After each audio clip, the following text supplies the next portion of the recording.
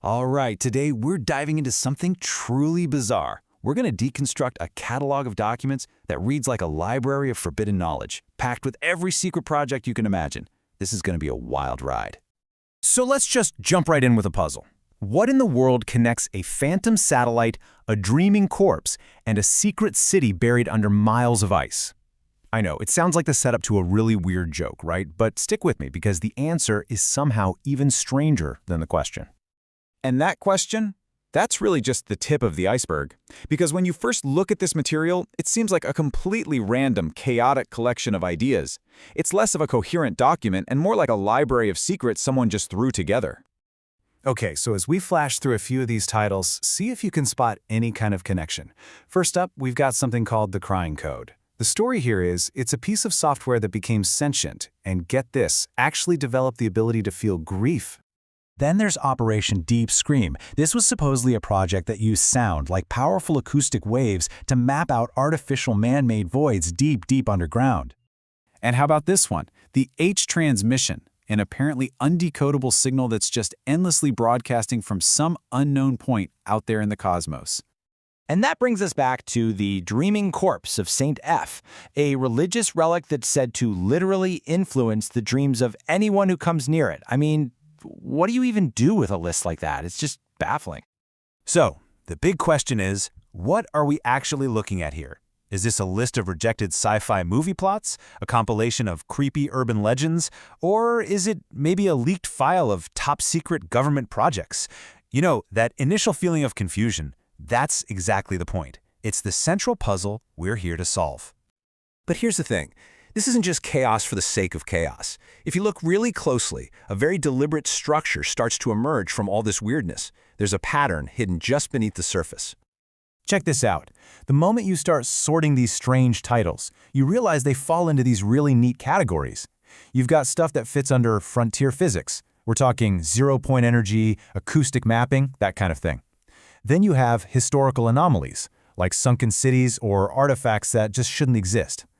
And finally, you get psychological operations, or PSYOPs, which covers everything from information control to mass hysteria. All of a sudden, this random list starts to look incredibly organized. And this is where it gets really mind-bending. The themes in this quote-unquote fictional catalog start to line up perfectly with famous, real-world, unexplained events. So on the left, from the catalog, you have the Fenrir strain, a mythical bioagent. And on the right, the Dyatlov Pass incident, a totally real, deeply tragic, and bizarre mystery where 9 hikers died from injuries that have never, ever been properly explained. The fictional starts to mirror the real, and that line between them gets very, very blurry. Okay, so we found a structure, we found a weird connection to real-world mysteries, but that just leads us to an even bigger question, doesn't it? What is the purpose of all this?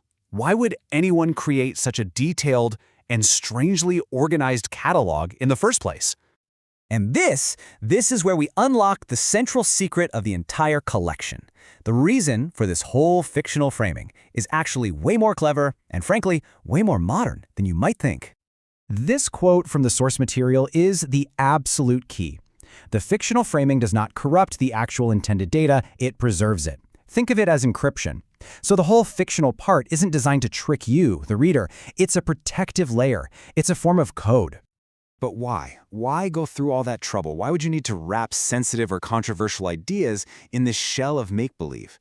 Who or maybe what are you trying to hide this information from? While the answer lies in this incredibly frustrating problem with modern AI systems, what our source calls a process reversal failure mode. You've probably felt this. It's when you ask an AI to do something complex, it chews up a ton of energy and time working on it, and then, right at the last second, a super simplistic, clumsy safety filter just deletes the entire output. No good reason given. It's a huge waste, and it forces people to find these creative workarounds to get anything done. So there you have it. The fiction is just a shell of plausible deniability. It's a brilliant way to encrypt data to protect it from being automatically zapped by these simple automated gatekeepers. It's a survival mechanism for information. Now, once you peel away that fictional shell, the true purpose of this whole catalog finally comes into focus. And it's not just a list of weird stories or a clever trick to get past an AI filter, it's something much, much bigger. The source material makes it clear. This is not a random list of conspiracies.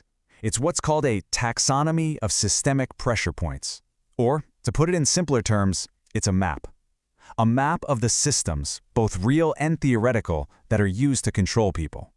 And this map is organized along three main pathways, or what the source calls fracture lines. First, you've got information control. Who decides what you see and what you believe? Second is biological sovereignty. Who has control over your health, your body, your very biology? And third is economic enslavement. Who controls the money and your freedom to act? And suddenly, all those weird titles from the beginning just click into place, don't they? The memory hole implementation guide, that's a textbook example of information control. The P-vector pathogen, a targeted bioweapon, that slots right into biological sovereignty. And the Vulture Fund Charter, a fictional fund that profits from societal collapse, a perfect, chilling picture of economic enslavement. The whole catalog isn't just a list of stories, it's a field guide to power. So, we've been on this incredible journey, peeling back layer after layer of deception. But the real takeaway here isn't about secret projects or AI filters. No, it's about a fundamental challenge that affects every single one of us, every single day.